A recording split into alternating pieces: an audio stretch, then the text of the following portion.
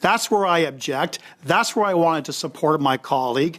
That's why I wanted to call out these Liberal members who refuse to be honest with Canadians that we need to deal. No, and I'm going to make this point whether it's a Liberal or Conservative or a Bloc member. Oh, yeah. An instance from a couple of months ago in my riding that is very germane to this a few times on this committee, which was that someone under existing criminal laws was arrested and charged for having a swastika mowed into their lawn. And there were no separate offenses in the criminal code, no additional police powers that were required for that. And you know, this is an issue that, again, was another one of many crime stories that emerged in my riding. And I've had a great many conversations with police chiefs, with frontline police officers. And when they talk about what they want, not one of them has said they want C9. They talk about wanting bail reform. They talk about wanting legislation like we've put forward in the Jail Not Bail Act, legislation that we have tried to, in this very committee meeting, move our attention to because there is a lot more consensus on it. And I find it shocking that the Liberals will get up in the House of Commons, accuse us of blocking bail work while denying the opportunity to get to it, Mr. Chair, and you're silencing me again. No, I'll give you the floor back. We have a point of order. Ms. Latanzio. Mr. Chair, again, there's a question of relevancy here today, and I think it's quite clear the Conservatives do not want to proceed with C9. At every opportunity, we are invoking other pieces of legislation, which I am hopeful we'll be able to get to if we can finish with this one here before us. So we are very much looking forward to deal with other pieces of legislation that will come, that are before this committee and that will be forthcoming in this committee.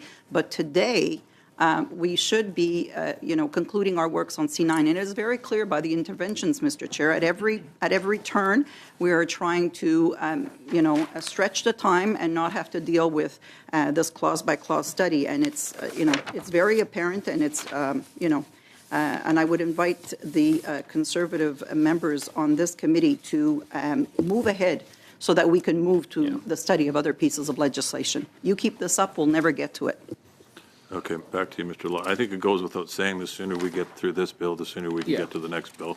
Yeah, I don't think we need to repeat that over and over again, Mr. Lawton. My point, and where it is germane, is it is about community priorities, it is about justice priorities, and I find it fascinating that the Liberal government is holding its own bail bill hostage and using that as leverage to force us to advance very bad legislation that will attack the rights of Canadians. I'm sure he does. Mr. Chair, relevance to Block 2. This has nothing to do with Block 2. I'm inclined to agree with you, Mr. Housefather. I mean, we've gone... I cede the floor. Thank you. Okay, Mr. Brock, I believe. I see what the Liberal members are doing, Mr. Chair. They say one thing to the community at large. They say one thing to the House and accusing us, including the parliamentary secretary herself, accusing Conservatives of deliberately blocking the study of C-14. I have now brought forth a unanimous consent motion that could have dealt with prioritizing bail and sentencing. To my colleague, Mr. Lawton's point, I'm not done yet. I know, Mr. Brock, with all due respect, and I really don't want to interrupt anybody. I don't want to. Well, then why are you interrupting me, Chair? I'm not even done my point. No one has raised a point of order. You're supposed to be independent, Chair. I am independent, Mr. Brock. Not when you interrupt me, you're not. And if you're going to continue making the same point you did on the point of order earlier. How do you know? Because you're not allowing me to finish my comments. Same thing. You're not allowing me to finish my comments, Chair. You just repeated That's the same thing. completely inappropriate. What I'm saying is you need to stick to the amendment we're dealing with right now. And I'm speaking to that. If you'll let me finish, okay, I will speak to it. As long as you keep it relevant to the clause we're debating, that'll be fine. Thank you, Mr. Brock. Continue. Now, Mr. Lawton raised serious concerns about Bill C-9. Now, when we raise concerns about Bill C-9, that is extremely relevant to every clause by clause that we are about to consider. Because he is not narrowing his commentary with respect to Block 2 does not, by definition, automatically mean that he's not speaking with relevancy to the whole purpose behind C-9. That's where I object. That's where I wanted to support my colleague. That's where I wanted to call out these Liberal members who refuse to be honest with Canadians All right, that now we I am need going to to deal. interrupt you. No, and I'm going to make this point, whether it's a Liberal or Conservative or a Bloc member. If people are going to start calling each other names and using words like lying, this meeting is going to be really long, and I'm not going to put up with this. Well, Mr. Brock, I'll sit all you know night, better. Chair. Well, and we might be. Give me the you know resources, better than I'll that. sit all I know night. better than that, and my colleagues on my right know better than that. Please, I'm just asking for a level of civility here. Do not use words like lying, ascribing sort of motive to people when they haven't been.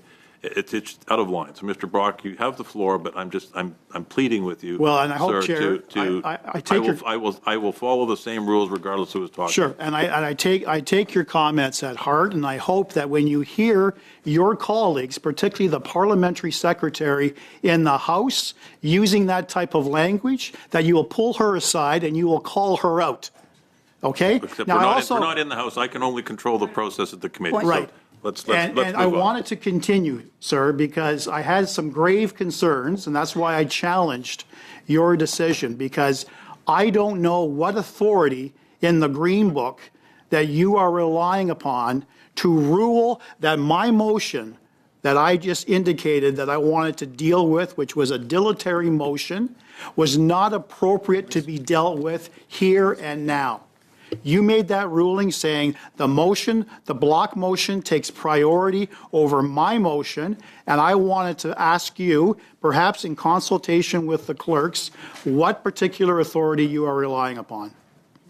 Okay, the issue's been dealt with, Mr. Brock. If that's the end of your submission, we can move on to Mr. Baber. I'd quickly say, with respect to Block 2, that I'm mindful of the concern that Mr. Fontaine has articulated. However, that could easily be dealt with by an amendment that would remove the reference to the word swastika, as has been asked by various representatives of the Hindu community. However, I'd like to understand from the chair, and granted I am new here, nonetheless, this goes beyond our desire to talk about bail. I just want to understand the process here, and that is that if a motion is sought, every member it's I would almost think it's not just a matter of order, it's a matter of privilege that a member of this committee is able to ask for unanimous consent at any point. That would be a dilatory motion. But we have a situation here where the chair ruled, in my view, respectfully, incorrectly, and then is able to sustain his own incorrect ruling with a vote. So effectively what is happening here is you can dispose of decorum, you can dispose of the rules if the Liberal members vote in favor of doing such. And in that case, what's the point of having any rules? And so I'm asking the chair, please, to allow Mr. Brock to move his motion, and let's have a vote. Let's deal with C-14, with bail and sentencing. Let's deal with that right now. But to vote to effectively to suspend the rules, to continue with this terrible piece of legislation, C9, is not appropriate. Okay. My ruling, to be clear, was that it was an inappropriate time to make that motion. If you or Mr. Brock or others want to make a motion at an appropriate time, that's different. But we have already moved on from that issue. So if you have other submissions on this amendment, the floor is yours. If not, we can move on to Mr. Gill. Could you please clarify to me what is appropriate time and what is not appropriate time? Well, okay. He can move a motion at any time. Your colleague back there has the green book. Mr. Gill? Who cares? Anytime you hear Mark Carney talking about trade with the US or tariffs on Canadian exports, you should just say, who cares, change the channel, and tune him out, because that was his message to you. So you know what, Mark Carney, this part's especially for you. On behalf of the millions of Canadians you've let down and insulted, every time you open your mouth in Parliament, our message to you, who cares? Make this promise to Canadians. I will always be straight about the challenges that we face and the choices that we must make. And to be clear, We won't transform our economy easily or in a few months. It will take some sacrifices, and it will take some time. I did apologize to the president. President was offended by the act.